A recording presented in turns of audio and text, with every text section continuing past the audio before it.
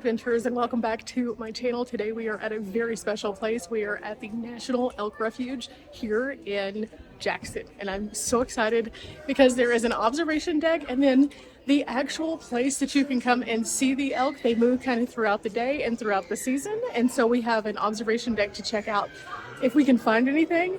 Now, I did get a couple little tidbits of information. There are a few driving tours that you can also take that they talk about here at the visitor center, and they have tons of great information. So let's go see what we can find here at the visitor center. I already picked up a patch. Seasonally, you can see various things here at the refuge, including in winter, thousands of elk will come here to feed on the native vegetation, including alfalfa pellets that are provided by the staff. But we are here during summer, and during the summer, the marsh edges attract the songbirds, and the open ponds and meadows support ducks, geese, and swans, as well as blue herons. Now, historically, they have wintered and migrated through the town of Jackson itself. And so as they have used this area to create this conservation region for them, it's just outside of the community, and it helps Jackson in a lot of different ways. People come here to check out the beautiful wildlife. And you can see here from 1912, when this was first established, the citizens were actually the ones that were appealing to the government to create this because they wanted to be able to protect these, but also keep them out of their farmlands. I think you can see why from this photo. This isn't just a small amount of elk. Now, the refuge itself runs just north of Jackson and all the way over toward Kelly.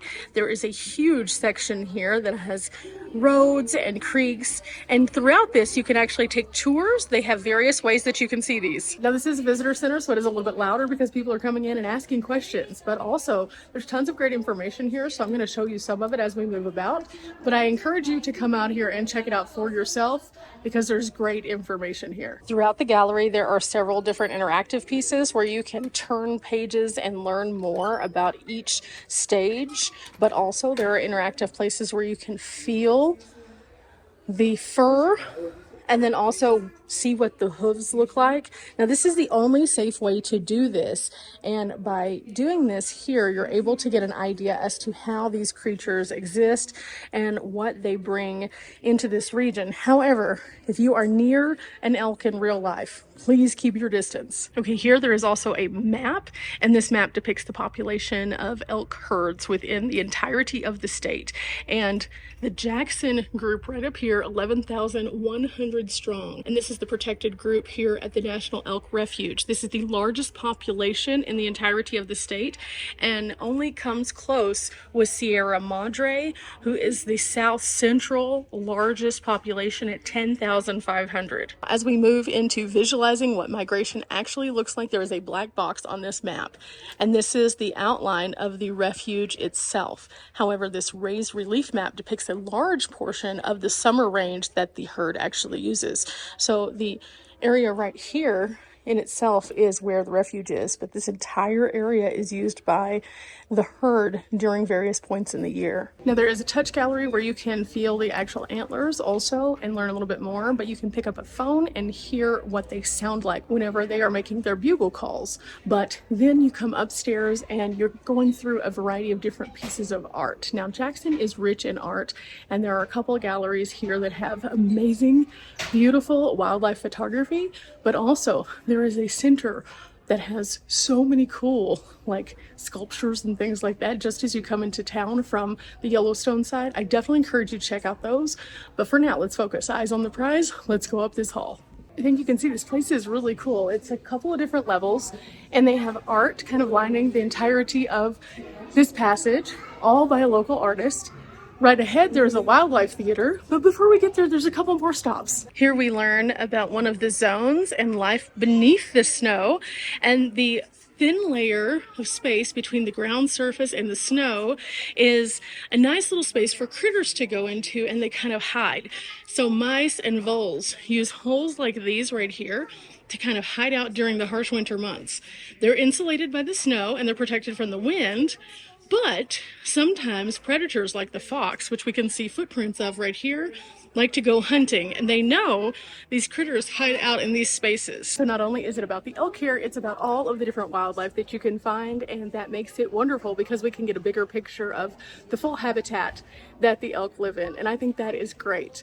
But there's a few other interesting things that I thought you might want to know, including how we preserve the wildlands, because that is a big deal. In fact, here under the wildlands heading, you can see preserving wildlands in the greater Yellowstone area, and that much of the wildlife in the western United States requires extensive wildlands that are free from development and also allow them to better rest, feed, and breed. As we learn more about this, there are maps throughout that kind of give you a better idea, but one of the things I want to draw to your attention is not only do they have things like this listening experience, but they also have Braille to make these more accessible, and I think that by being more inclusive, more people are able to learn from these spaces, and thus we are able to protect these spaces better. Fact of the matter is, as people move into areas, it breaks up the populations and creates a dangerous environment for many of these creatures, especially those who are feeders, they're predators. It takes away their natural prey because they no longer have a home. So preserving these lands is very important because that allows the regular basic life cycle of all of these to thrive and not to start encroaching upon the civilization, which is unfortunately what happens whenever population starts to take over otherwise natural spaces. Again, when we visit these places, look high, look low, look everywhere. Right here we have a piece that is by Steve Osman, and it's a wood carving relief on the wall, and it is a fixture for almost 30 years in the lobby of one of the local hotels here. It was commissioned as a result of a fire, and they wanted to do something to bring something special to this place. And so in 1980, that's what they did. And up until 2010, it sat right there until it was donated to this space so that we could see it and be able to enjoy this beautiful art. Another map here shows us the migratory patterns, and each one of the colors dictates a different kind of animal. So up here in the Teton area, we have both the blue, which is moose, and the green, which is elk. And then we also have a little band of the orange, which comes from down south, which is the pronghorn.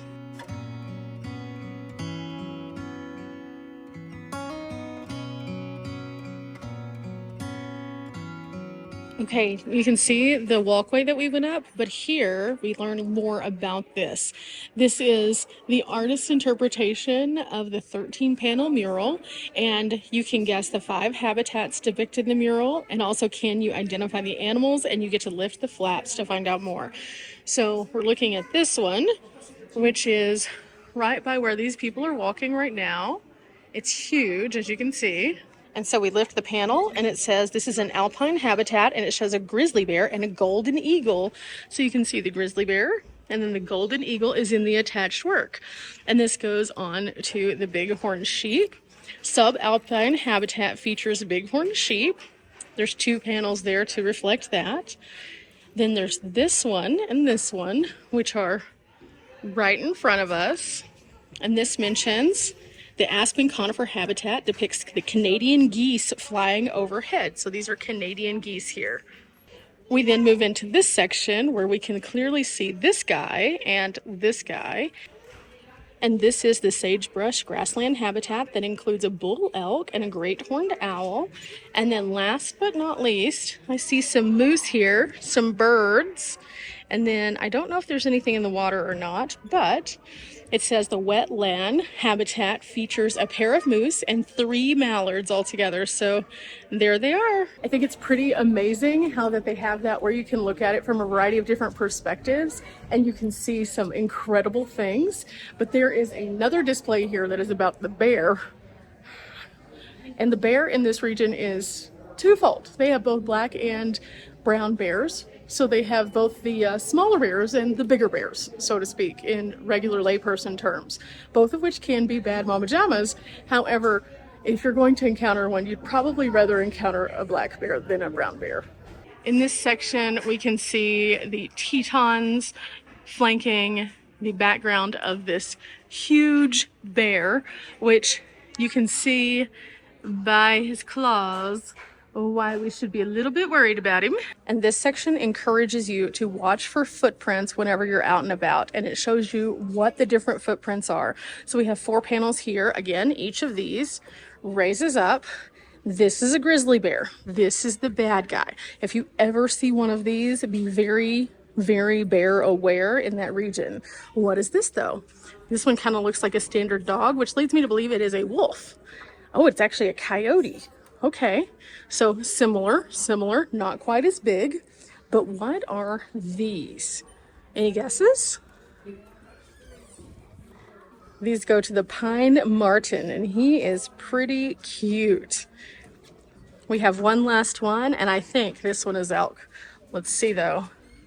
This is an elk calf, sure enough. From this point, you can go out to a viewing deck, or you can look out and see if you can find anything. Now, in the visitor center area, they did say the elk currently are not in this region, except for sometimes in the evenings you'll see them in the fields. But typically during the daytime you don't. But there's a lot of other things here, so we're gonna see what all we can find.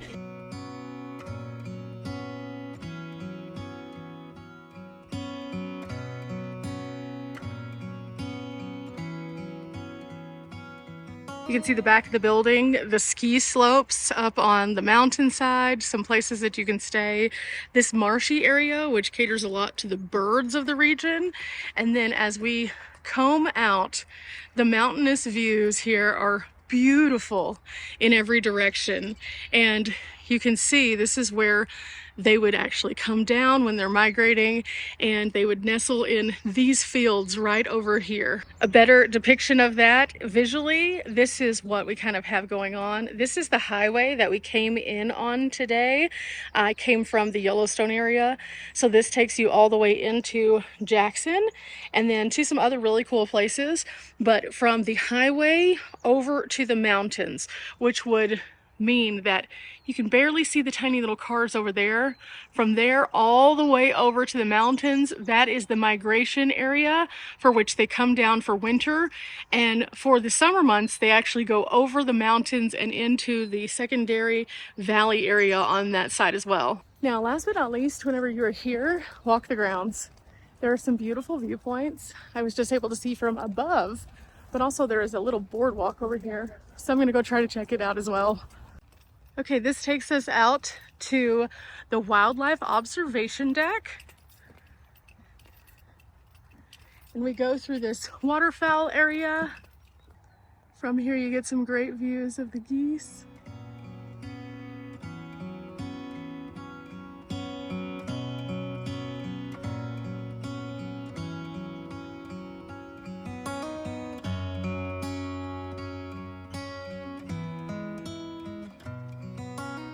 We continue, there's a couple little duck through spots.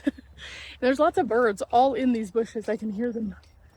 But wow, what a wonderful way to spend a day while here in Jackson, just getting some information about the beauty and all that you can see. It's pretty epic. And then we make it out to Bert's Bench, which is on the observation deck, giving us another interesting view from both sides of this area around us, including the Elk Center.